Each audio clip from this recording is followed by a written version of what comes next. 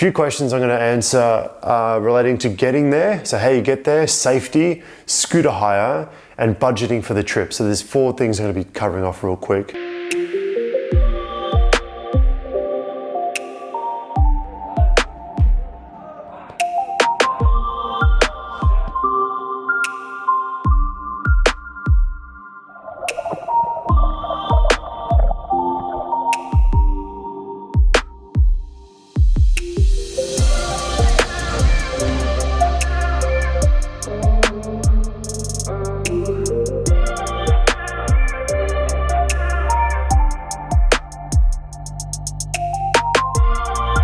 Hi everybody, welcome back. It is Brad here again, 1st of May 2019. We've been receiving a lot of questions from you about Tiger Muay Thai, Fitness Street, Soi Taied, and about training there and what it's like, and a whole bunch of questions. I get questions every day now. Ever since I put out those videos around my training experience there, and Robin and I as well training together there, I've just been inundated. You know, I get probably a dozen questions a day through DM alone. And I'm just so busy now, and I thought it might be easier just to shoot another video just to answer some of those questions. So this is hopefully going to be a short video, 5, 6, 7 minutes. But I've been actually, just a side note, been really busy with getting ready to jump back in a plane again. I'm doing my pilot's license renewal training. I haven't flown a plane in 4 years, and I've got like some maps here and things. So I've been studying away just to get my pilot's license renewed. So right now my focus is to get that sorted out, but I will be going back. I'm not sure exactly when. I'm hoping by the end of this year sometime for 4 weeks or so, but I also have an injury, a lower back injury. I have a spinal injury, so I haven't been able to train for 2 months, but that's another topic for another video. But basically the physio is like, you can't train, and I haven't been training for 2 months, so it's breaking my heart. But anyway, I can answer your questions. So a few questions I'm going to answer relating to getting there, so how you get there, safety, scooter hire, and budgeting for the trip. So there's 4 things I'm going to be covering off real quick. The first thing is getting there. So, obviously, most of you watching this may know this already. Tiger Muay Thai is located at Phuket Island in Thailand. Fitness Street, I like to call it Fitness Street, but it's actually Soi Taied. And it's, Tiger Muay Thai is on the same street as Soi Taied. So getting there is pretty straightforward. You just fly into Phuket International Airport. I'll throw the maps up. I'll also link some articles below in this video, so you can click on those articles. I have maps, I have all the information you need as well. So go and check those articles out on medium.com as well. But anyway, so getting there is very basic. Flying to Phuket International Airport, and then once you're in Phuket International Airport, you'll say to the driver that I want to go to Soi Taied. He's not going to understand what you're talking about. If you say, I want to go to Tiger Muay Thai, it's in Chalong, or Shalong, or however you pronounce it, Chalong. Just write it down and give it to him. They know exactly where it is. They know where Tiger Muay Thai is.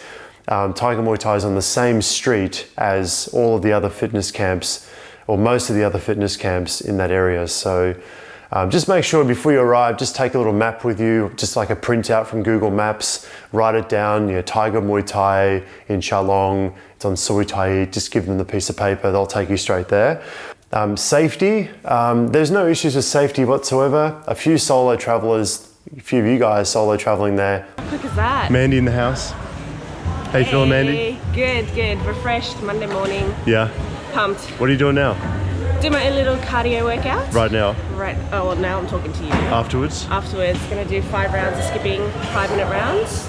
Then I'm gonna do staircases 5 times, 5 rounds, and then lap around the hole. Everybody's a machine here. I just said this earlier. Have asked me about safety, personal safety. Is it an issue? I've touched on this in other videos. There is absolutely no issue with personal safety around this area of Thailand whatsoever. I've traveled all over Thailand from far north to far south, all of the islands over the past 5 or 6 years. Guys, come on. Made in France. What was your name again? Luke from France. We've had to spar each other. And he's been here for 4 months. I've been here for 2 days. So end of round 2. Yeah. How do you feel? And yeah, a bit hot, but how long have you been here for? 1 week now. 1 week? And yeah, getting used to it. Do you recommend it? Yes, sure. It's a really nice place here, huh? And they really take care of you. I've done maybe 8 or 9 trips to Thailand in total. I've been to some of the shittiest parts of Thailand and some of the most beautiful parts of Thailand. I've never at all felt unsafe. Now, it's easy for me to say that I'm a guy, but I've met lots of people, girls, guys, you know, couples. I've had no one complain about any personal issues. Not that it doesn't happen, I know it does happen. You know, you could be terribly unlucky. It can happen anywhere in the world. It can happen in Melbourne, where you can get, you know, your wallet can get stolen, you can get mugged. It can happen anywhere in the world, but in Thailand, absolutely no issues. I've never felt unsafe anywhere. I've been to Joburg in South Africa, felt very unsafe. I felt unsafe in parts of Rio in Brazil. I felt unsafe in parts of India. I felt unsafe in other parts of Asia, but Thailand is completely fine. Never had any issues. So, especially this area, like if you're a woman that's looking at like solo traveling to Fitness Street or Soi Taied or Tiger Muay Thai or whatever, then you should have there's no issues whatsoever. I've met other solo traveling females in this area. They've never had any, they've never felt uneasy or unsafe. So there's absolutely no issues with personal safety whatsoever in traveling to this area of Thailand. So you're fine. You don't need escorts. And also, I'll follow up on that by saying that people have asked me about passports and storing cash in the hotel. Is it safe? You know, how do I store my passport and my cash? I'm a little bit of a ninja when it comes to how I store my cash and my passport and things like that in my room. I usually like to take my cash and I usually break it up into small amounts, and I put some, you know, in some of the most unusual places that you'll never ever think of. Like I'll hide money where I can't. So if Robin's watching this, you'll know exactly what I'm talking about. When I check out, as I'm about to check out, I actually look under like the most unusual places just to see if I've left any money behind, because I hide money like behind TV sets. Crazy. Because I think to myself, worst case scenario, if someone were to break into my hotel and they find my money, I mean, they're going to go to the safe first, right? I don't want them to take all my money. So I'm like, if they find some money, they're not going to take all my money, because I'm going to have money stashed in other places. So that's how I do it. But I also take a photocopy of my passport. That's really important. Take a photo of your passport, take a photocopy of your passport, store that somewhere separately in the room. But anyway, this is advice irrespective of where you're traveling in the world. I give the same advice. So otherwise, in terms of safety of your belongings in your rooms in this area of Thailand, I've never had an issue. I've never heard of anyone complaining. Not to say it never happens, that things don't go missing. You just got to be smart. Don't leave your wallet out when the cleaner's coming through. Like just be smart. Anyway, next one is scooter hire. This is really straightforward. Like if you feel comfortable riding a scooter, then I recommend hiring a scooter or a motorbike. It's going to be the easiest and cheapest, most affordable way of getting around this area of Thailand if you're there for 1 or 2 or 3 months. Definitely consider it if you're comfortable riding a scooter or a motorbike. If you're not comfortable, then you'll have to either walk to the training camps, which means you have to stay in accommodation that's relatively close within walking distance. And along Fitness Street or Soi Taied, there are so many different places you can stay that are within walking distance that, if you're staying for 2 or 3 weeks, you can literally just walk everywhere and that's completely fine. But if you are looking at staying for several months and, you want to explore more of Phuket Island, then it's going to be cheaper, more affordable if you feel more comfortable on a scooter or a motorbike to just hire that. So you have the freedom and the flexibility to get around for no more than 60 Australian dollars a week. I think that's how much I paid for I have to check the price, but it was like 60 or 70 Australian dollars a week to hire a scooter with like a few dollars for fuel. I can't remember how much, but it was not expensive. And it's very cheap compared to if I were to hire a taxi. Taxis are very expensive in Phuket. You pay like 30 Australian dollars for a one-way fare. That's like 30 minutes away, so the other side of the island. It is not worth it. It's so expensive, and there's no way you can bring down the price because they have all the taxi drivers have like cards, like laminated cards with all the prices, and so if anything's listed as a price, you won't be able to budge. They won't be able to budge on the price. So consider hiring a scooter or a motorbike when you're there as well, if you feel comfortable. And the last one I'll talk about is budgeting for the trip. I get this question a lot. This is hard to answer because everyone's different in terms of how they spend money when they're traveling. For these trips to Fitness Street, I don't really keep a strict budget because I like to try different things, film all the content, give it to you guys to give you insight to what to expect. So I've trained at most of these camps, which is not the most cost-effective way of doing it, but it's been the best way for me to get all the content that I need so I can create the videos for everyone to watch to give you guys insight to what these places are like. But honestly, budgeting, if you're super conservative, well, there's components to budgeting. So I'll break it down real quick. You've got your flights to Phuket, you've got your training cost, you've got accommodation, food, transport, and the costs to get to and from the airport. So flights to Phuket, you can figure that one out. It's pretty basic. Cost to and from the airport is super expensive. You'll pay about 60 Australian dollars one way to get to Fitness Street. It is so crazy expensive. So factor that into the cost of getting a taxi from the airport to Fitness Street and back again. That's expensive. You've got to factor that in. And the other ones is your training cost. Now this depends on where you're training. So a lot of these places have packages where you can train on a week-to-week or a month-to-month basis, or you can do private sessions. So it just depends on what your goal is and what your ambition is. If you want to go there for just 1 week or two, if you're only going for 2 weeks, then you might want to do a week-to-week package with like 2 or 3 private sessions thrown on top. And a private session will cost you, 700 baht per session, thereabouts. 700 baht is how much I paid.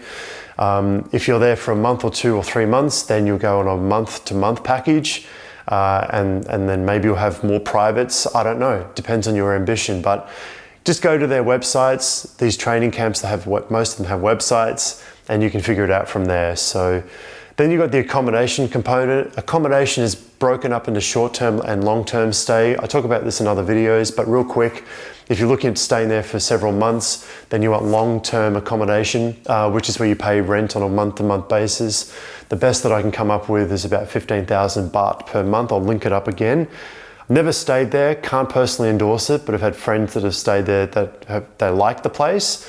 It's not fancy, but what do you expect? It's 15,000 baht a month, or 20,000 baht. I'll check the price on that as well. And that's directly across the road from Tiger Muay Thai.